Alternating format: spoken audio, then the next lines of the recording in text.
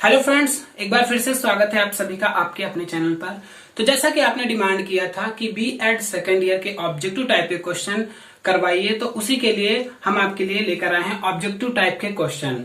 तो यहाँ पर हर एक शब्द पर गौर करिएगा। फिलहाल देखिए, बोर्ड पर लिखने में बहुत सारा टाइम वेस्ट हो जाता है और इससे अच्छा है आपका भी टाइम बचे और मेरा भी।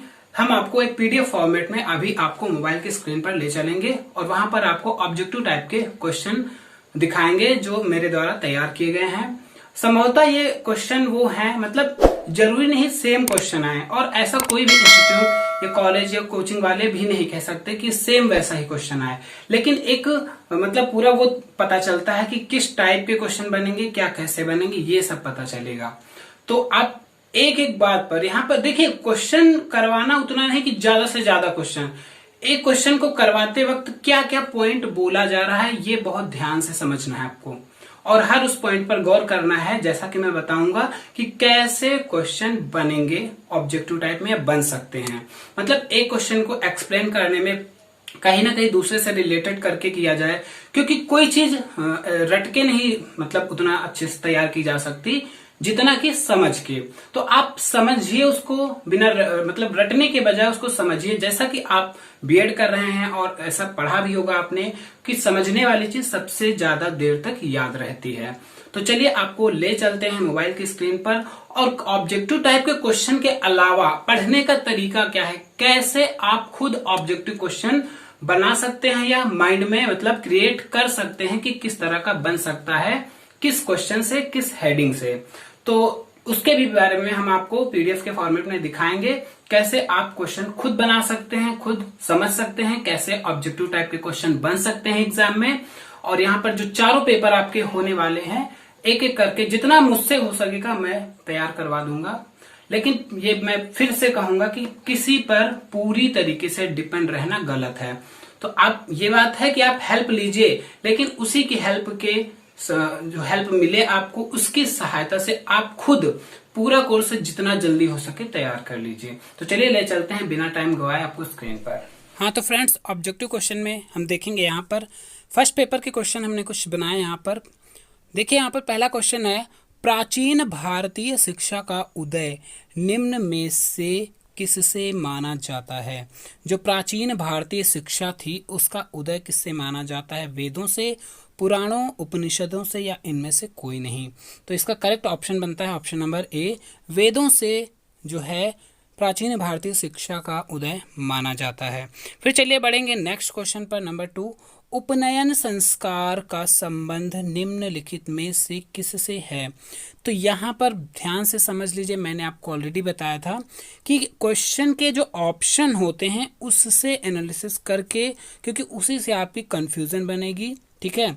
तो यहाँ पर देखिए, उपनयन संस्कार वैदिक काल, क्योंकि यहाँ पर जो चारों ऑप्शन दिए गए हैं, वैदिक काल, मुस्लिम काल या फिर मध्यकाल जिसे कह सकते हैं, और बौद्ध काल, तो इनमें से सबका एक संस्कार होता था, है ना। तो इसलिए कंफ्यूजन आपकी बन सकती है। तो उपनयन संस्कार, जैसा कि आपको पता है, वैदिक काल में जो है, वैदिक काल से इसका संबंध था। तो क्वेश्चन समझ लीजिए, यहाँ पर जरूरी नहीं सेम ऐसा ही बने। ये हमने लिखा है, उपनयन का अर्थ होता है पास ले जाना। तो हो सकता है क्वेश्चन ऐसा भी बना सकता है कि वैदिक काल से संबंधित जो उपनयन संस्कार था उस शब्द का क्या मतलब था या क्या मतलब है। तो इसका अर्थ क्या है, पास ले जाना, ठीक है। क्या अर्थ है इसका, पास ले जाना। तो ये क्वेश्चन बन गया। फिर ऐसे ही अगला क्वेश्चन बनाया जा सकता है। देखिए, हम बता रहे हैं आपको क्वेश्चन किस टाइप में बन सकते हैं एक ही क्वेश्चन से, क्योंकि हम कितना भी कोशिश करें आपको बहुत सारा मैटर, मतलब जितना हो पाएगा कोशिश करेंगे, प्रोवाइड करा देंगे, लेकिन पूरा प्रोवाइड करना इतना आसान नहीं हो पाएगा। तो इसलिए आप लोग खुद अपने आप को एनालिसिस करके उसी हिसाब से, जैसे मैं बता रहा हूँ, खुद पढ़ के क्वेश्चन बना सकते हैं। देखिए यहाँ पर अभी मैं पूरा डिटेल में बताऊँगा। तो यहाँ पर मुस्लिम काल से जो संस्कार रिलेटेड है वो भी बन सकता है ना। और जो जैसे यहाँ पर जब स्टार्ट होती थी शिक्षा तब ये संस्कार होता था, और जब लास्ट में शिक्षा समाप्त होती थी तब कौन सा संस्कार होता था, तब समापवर्तन संस्कार होता था ना। कौन सा, समापवर्तन संस्कार होता था। उस वक्त है ना, जब गुरु से शिक्षा पूरी कंप्लीट होने के बाद जब शिष्य घर जाते थे। ऐसे ही बौद्धकालीन शिक्षा से संबंधित 2-3 संस्कार बहुत ही इंपॉर्टेंट होते हैं। तो चलिए बढ़ेंगे नेक्स्ट क्वेश्चन पर। वैदिक काल में, अब ये मत समझिएगा कि एक क्वेश्चन पर सर इतना टाइम क्यों लगा रहे हैं, मुझे क्या, मैं पढ़ के जल्दी एक आंसर बता के आगे बढ़ सकता हूँ, लेकिन उसका कोई मतलब नहीं है।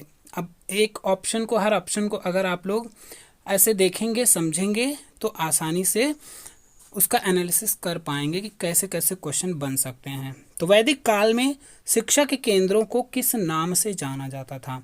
तो स्टार्टिंग में जैसा कि आपका सिलेबस में वैदिक कालीन है, फिर बौद्ध काल शिक्षा है, फिर मध्यकालीन, तो तीनों में से जो शिक्षा के केंद्र होते थे ये नाम पता होने चाहिए, है ना। तो जैसे वैदिक काल का हमने लिख दिया है गुरुकुल, और यहाँ पर मठ, मठ किसका है, ये बौद्धकालीन शिक्षा से संबंधित है। आश्रम, अब इसमें आप देखिए हमने ऑप्शन एक और रखा है, ऑप्शन ए तथा सी दोनों, तो यहाँ पर ऑप्शन ए और सी ये दोनों सही, क्योंकि एक ही चीज को दो दो नाम से जाना जाता था। तो यहाँ पर गुरुकुल या आश्रम दोनों चीज बोलते थे वैदिक कालीन शिक्षा में, ठीक है। अब जैसे मुस्लिम कालीन शिक्षा में क्या था, मदरसा और मकतब दोनों संबंधित थे शिक्षा के केंद्र से, तो है ना, ये चीजें यहाँ पर आपको याद रखनी है। तो चारों जो तीनों काल थे उनके शिक्षा के केंद्र क्या थे, कौन सा संस्कार से शुरू होता था, उनकी उम्र क्या रहती थी शिक्षा स्टार्ट होने की, तो इन सब चीज़ों पे गौर करिएगा, पॉइंट वाइज देखते रहिएगा। फिर नेक्स्ट है वैदिक काल में छात्र सामान्यतः गुरुकुल में कितने वर्षों तक अध्ययन करते थे? सामान्यतः की बात हो रही है, 6 वर्ष, 8 वर्ष, 10 वर्ष या फिर 12 वर्ष। तो यहाँ पर करेक्ट सामान्यता की बात हो रही 12 वर्ष। देखिए जब आप एक्सप्लेनेशन इसकी पढ़ेंगे, जो क्वेश्चन पढ़े होंगे, तो उसमें 12 वर्ष, उसका 2 गुना 24 वर्ष, फिर 36 वर्ष, ऐसे इसके गुणांक में शिक्षा लिखी मिली होगी, या 25 वर्ष भी मिल सकता है आपको। तो यहाँ पर मैं आपको बता दूं, उसमें जो है, जैसा कि आपको पता है वैदिक काल में वेदों से शिक्षा स्टार्ट होती थी, मतलब उनको, बालकों को वेदों का अध्ययन कराया जाता था, और वेदों का अध्ययन कराने में, एक वेद का अध्ययन करने में आपको पता है कितना समय लगता था, 12 वर्ष लगता था। तो यहाँ पर ऐसे भी क्वेश्चन बनाया जा सकता है कि एक वेद का जो है, इसको पूरा शिक्षा करने में कितने वर्ष का समय लगता था, तो 12 वर्ष लगता था। और जो मतलब बालक थे, एक वेद का शिक्षा ग्रहण करते थे, उनको स्नातक कहा जाता था, ठीक है। तो हर चीज का अलग अलग है, जैसे एक वेद की शिक्षा जो ग्रहण करता था उसको स्नातक कहा जाता था, और जो चारों वेद की शिक्षा, वैसे तो बहुत टाइम हो जाता था ना, चारों वेद की शिक्षा फिलहाल शायद ही कोई ग्रहण करता रहो, करते रहे होंगे, लेकिन जो कहते क्या थे इसको, तो इसको हम आदित्य कहते थे, ठीक है। आदित्य का मतलब समझ रहे हो, सूर्य होता है, तो समझ जाओ कि सूर्य सबसे बड़ा होता है, तो जो सबसे ज्यादा वेदों का अध्ययन करेगा वो क्या कहलाएगा, सूर्य मतलब सबसे बड़ा होगा, तो उसे आदित्य कहते हैं। ऐसे आप इसे याद कर सकते हैं। फिर चलिए नेक्स्ट देखते हैं। नेक्स्ट क्वेश्चन है, वैदिक काल में समापवर्तन जो उपदेश होता था, इसका क्या अर्थ है? देखिए हमने अभी बताया था, एक संस्कार भी कह सकते हैं, उपदेश भी कह सकते हैं। तो इसका ऑप्शन आपको जो दिख रहे हैं बहुत ही आसान है। गुरु का पहला उपदेश होता था, या फिर गुरुकुल में प्रवेश करने पर यह आदेश दिया जाता था, या फिर ए तथा बी दोनों, या गुरु द्वारा शिष्यों को अंतिम उपदेश दिया जाता था। तो समापवर्तन मतलब समाप्त होना, तो जाहिर सी बात ऑप्शन नंबर डी यहाँ पर करेक्ट बनता है। तो आज हम इतने ही क्वेश्चन ला पाए हैं, लेकिन हाँ रुकिए, अभी क्वेश्चन आपको किस तरीके से निकालने हैं, कैसे आपको स्टडी मटेरियल इकट्ठा करना है, वो ध्यान से बहुत अच्छे तरीके से समझ लीजिए, क्योंकि मैंने ऑलरेडी पहले भी कहा है, पूरी तरीके से दूसरे पर डिपेंड मत रहिए। तो देखिए यहाँ पर वैदिक काल की शिक्षा की विशेषताओं की अगर हम बात करें, ऐसे तो रिटर्न में आता था ना कि इसकी विशेषताएं बताइए, तो आपको हेडिंग मान लीजिए ऐसे मिल रही है, शिक्षा के उद्देश्य से, तो आपको क्वेश्चन क्या, एक लाइन में नज़र से पढ़िए, क्या मेन उद्देश्य शिक्षा का क्या था, वो आप इसमें से निकाल लीजिए। तो पढ़ने को तो आप पूरा पढ़ेंगे, लेकिन एक सरसरी नज़र से इसे देखेंगे तो हमने ऐसे ही देखिए यहाँ पर अंडरलाइन किया है, वैदिक काल में शिक्षा का एकमात्र लक्ष्य छात्रों की शारीरिक, मानसिक और आध्यात्मिक शक्तियों का विकास, ठीक है, करना था। तो मेन लाइन हो गई, जिसमें मोक्ष प्राप्ति के सर्वोच्च लक्ष्य को की जो है प्राप्त की जा सके। तो मेन यहाँ पर मोक्ष प्राप्ति की बात हो रही है। तो ऐसे भी क्वेश्चन बनाया जा सकता है कि वैदिक काल शिक्षा का एकमात्र लक्ष्य क्या था। तो यहाँ पर ऑप्शन के अकॉर्डिंग डिपेंड करता है कैसे ऑप्शन दिए जाएं। तो यही मैं आपको बार बार बताता हूँ कि क्वेश्चन बनाना कठिन नहीं होता, उसके ऑप्शन बनाने कठिन होते हैं आपको कंफ्यूज करने के लिए।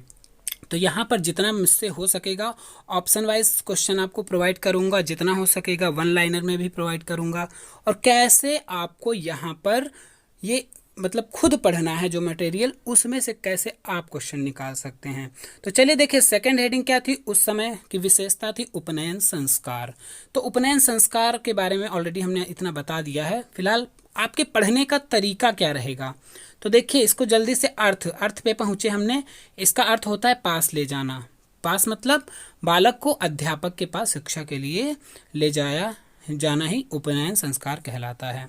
और वास्तव में उपनयन संस्कार के बाद ही बालक ब्रह्मचर्य आश्रम, देखिए वर्ड यहाँ पर, ब्रह्मचर्य आश्रम में प्रवेश करता था और क्या कहलाता था, ब्रह्मचारी। तो एक क्वेश्चन यहाँ से बन सकता है कि उपनयन संस्कार या फिर वैदिक काल में जब बालक आश्रम में जाता था या उस दौरान उसे क्या कहा जाता था, तो अंतेवासी भी कहा जाता था। ठीक है, कहीं कहीं आपको मिल जाएगा पढ़ने में अंतेवासी, ब्रह्मचारी।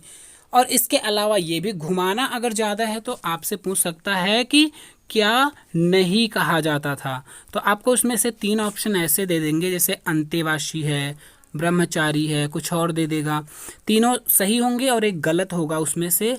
जो और वो गलत पता है कौन सा ऑप्शन रखा जाएगा आपको कंफ्यूज करने के लिए, वो या तो मुस्लिम कालीन शिक्षा का रखा जाएगा या तो बौद्ध कालीन शिक्षा का ऑप्शन रखा जाएगा। फिर आप उसमें से कंफ्यूज होंगे, तो आपको वही गलती पकड़नी है। ठीक है, समझ गए होंगे ना। तो चलिए शिक्षा संस्थाएं, तो इसमें देखिए क्वेश्चन क्या, देखिए अंडरलाइन किया हमने, आश्रम और गुरुकुल। शिक्षा संस्थाओं को क्या कहा जाता था, आश्रम और गुरुकुल कहा जाता था। यहाँ से हमने एक अभी आपको ऑप्शनल क्वेश्चन बनाकर दिखाया भी था कैसे हमने बनाया है। तो सेम ऐसे ही आप लोग भी अपने अकॉर्डिंग बना सकते हैं कि मतलब आंकड़ा लगा सकते हैं ना। तो गुरुकुल में शिक्षा के लिए रहने वाले बालकों को ब्रह्मचारी, देखिए अंतेवासी आ गया, अथवा कुलवासी कहा जाता था। 3 वर्ड मिल गए ना, अभी हमने बताया था अंतेवासी, ब्रह्मचारी और कुलवासी। एक ऑप्शन आपको कुछ और भी दे सकता है, हो सकता है भिक्षु दे दे, है ना, जो कि बौद्ध शिक्षा से संबंधित है। तो ये आपका गलत हो जाएगा, मतलब गलत चुनना हो तो सही है आपका ऑप्शन बनेगा। ऐसे आपको क्वेश्चन निकालने होंगे, आपको ज़्यादा मेहनत करनी होगी, और जो मेहनत करेगा वो बहुत अच्छा स्कोर ला सकता है यहाँ पर। और रही बात, चैनल पर नए आए हैं तो सब्सक्राइब कर लीजिए, वीडियो पसंद आ रहा हो तो लाइक और शेयर कर दीजिए अपने फ्रेंड्स के साथ। फिर छात्रगढ़ देखिए, यहाँ पर मेरा उद्देश्य ये नहीं कि ज़्यादा मटेरियल जल्दी जल्दी डाल दूँ, मेरा मतलब है आपको किस टेक्निक से सिखाया जा सके, किस तरीके से आप खुद अपने क्वेश्चन उसमें से चूज कर सकें, ये मेरा टारगेट है। तो अभी जो मैंने क्वेश्चन चुने वो उसको पढ़ के इसमें से ऐसे ही आपको बताया है। ठीक है, तो यहाँ पर छात्र सामान्यतः गुरुकुल में 12 वर्ष तक अध्ययन करते थे, ये क्वेश्चन अभी हमने आपको निकाल के दिया था। फिर है वेशभूषा कैसी होती थी, तो वेशभूषा से संबंधित थोड़ा डीपली क्वेश्चन बनेगा यहाँ पर, अगर बन सकता है तो यहाँ पर शरीर के ऊपरी भाग के वस्त्र में मृग चर्म का मतलब होता है हिरण की खाल का उपयोग किया जाता था। ब्राह्मण देखिए अलग, काले नर हिरण की खाल को यूज करते थे, और क्षत्रिय धब्बेदार। फिलहाल इतना डीपली नहीं बनेगा, बस ये बन सकता है कि वैदिक काल में क्या उपयोग किया जाता था, तो मृग की क्या चर्म मतलब उसकी खाल उपयोग करी जाती थी।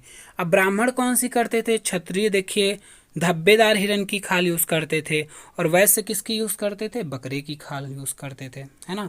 तो यहाँ पर आप इसको पढ़ सकते हैं। फिर नेक्स्ट आगे बढ़ेंगे, दिनचर्या कैसी होती थी, इसमें कोई इंपॉर्टेंट पॉइंट वैसे नहीं बना। पाठ्यक्रम कैसा होता था, देखिए पाठ्यक्रम, शिक्षा का माध्यम, बहुत ही इंपॉर्टेंट क्वेश्चन बन सकता है। शिक्षा का माध्यम संस्कृत भाषा थी, है ना। जैसे बौद्ध काल में आपकी पाली, प्राकृत, है ना, ये सब थी। फिर मुस्लिम काल में अरबी, फारसी आई। आधुनिक काल में तो आपको पता ही है। तो तीनों यहाँ पर, तीनों काल की भाषा क्या थी? संस्कृत थी या पाली थी या प्राकृत थी या अरबी, फारसी, ये सब बहुत इंपॉर्टेंट आपके लिए रहेगा। ऐसे क्वेश्चन आप निकालेंगे यहाँ से। तो वैदिक काल में ज्ञान प्राप्त करने की दो विधियां थी, तप तथा श्रुति। तो दो विधियां थी वैदिक काल में। तप मतलब वो तप करके शिक्षा को, मतलब चिंतन मनन करके जो है ज्ञान प्राप्त करते थे। और दूसरा क्या था? श्रुति में। श्रुति मतलब दूसरों से सुनकर प्राप्त करते थे ज्ञान, है ना। दो विधियां थी। फिर परीक्षा प्रणाली कैसी थी? देखिए, अध्यापक प्रत्येक दिन छात्रों के ज्ञान का परीक्षण करके आगे का पाठ पढ़ाता था। फिर गुरु शिष्य के संबंध में बात करें तो पिता पुत्र जैसा स्नेहपूर्ण संबंध था। नारी शिक्षा की अगर बात करें तो ये इंपॉर्टेंट रहेगा। तीनों में नारी शिक्षा के पॉइंट याद रखिए। तीनों देखिए, जो पॉइंट आए तीनों में साथ में कंपैरिजन करिए कि बौद्ध कालीन में कैसी थी, मुस्लिम कालीन में कैसी थी और वैदिक काल में कैसी थी। तो यहाँ पर वैदिक काल में नारी शिक्षा को पर्याप्त महत्व दिया गया था। इतना बस याद रखिएगा, काम चल जाएगा आपका। विशेषताओं में पूछा जा सकता है कि किस काल में जो है नारी को जो है काफ़ी ध्यान नहीं दिया गया या दिया गया, तो उसके ऊपर डिपेंड करता है ना। तो यहाँ से आप क्वेश्चन लिख सकते हैं, एक एक लाइन जैसे मैंने अंडरलाइन की, इससे वन लाइनर में आप लिख सकते हैं। और जितना मुझसे हो सकेगा मैं प्रोवाइड कराता रहूँगा जल्दी से जल्दी, लेकिन ऐसे जो मैं कराऊँ तो उसको आप ज़रूर नोट डाउन कर लीजिए। फिर समापवर्तन उपदेश जो अभी हमने आपको बताया था। फिर दंड और व्यवस्था कैसी होती थी? दंड, वैसे तो इस काल में कोई शारीरिक दंड नहीं दिया जाता था, लेकिन आवश्यकता पड़ने पर पता है क्या होता था? गुरु छात्र की शुद्धि के लिए उद्दालक व्रत, अब देखिए वर्ड आया है उद्दालक व्रत, याद रखिएगा। ये वर्ड क्या है? इसका पालन करते थे दंड के रूप में। इस व्रत में होता क्या था? छात्र को लगभग 3 माह तक अत्यंत अल्प आहार पर रहकर आत्मशुद्धि करनी होती थी। मतलब उसे आधा भोजन दिया जाता था इतने दिन तक, ठीक है। ये सजा का प्रावधान था। फिर वैदिक काल में शिक्षा के केंद्र एक ही व्यक्ति अर्थात गुरु। आप देखिए यहाँ पर ये बहुत इंपॉर्टेंट क्वेश्चन हो सकता है कि देखिए वैदिक काल में शिक्षा केंद्रित, जैसे शिक्षक केंद्रित होता है, और आधुनिक काल में तो क्या होता है? बाल केंद्रित शिक्षा, है ना। तो वैदिक काल में कैसी थी? शिक्षक केंद्रित शिक्षा थी, है ना। तो शिक्षक केंद्रित शिक्षा थी और गुरु तक ही केंद्रित थे। तो यहाँ पर एक क्वेश्चन से मैंने मतलब इतने पॉइंट्स निकाले जो कि वैदिक काल की शिक्षा की विशेषताएं रही हैं। ऐसे ही आपको मैं जितना हो सकेगा प्रोवाइड कराता रहूँगा, लेकिन फिर भी एक बार कह रहा हूँ, खुद से मैं बता रहा हूँ किस तरीके से आपको पढ़ना है, और ऐसे ही आप अपना जो है क्वेश्चन निकाल सकते हैं। तो हेल्पफुल लगा हो वीडियो तो चैनल को सब्सक्राइब करके बेल आइकन को प्रेस कर लीजिए और लाइक कर दीजिए, वीडियो को शेयर भी कर दीजिए, और कमेंट बॉक्स में एक प्यारा प्यारा सा कमेंट भी लिख दीजिए। धन्यवाद।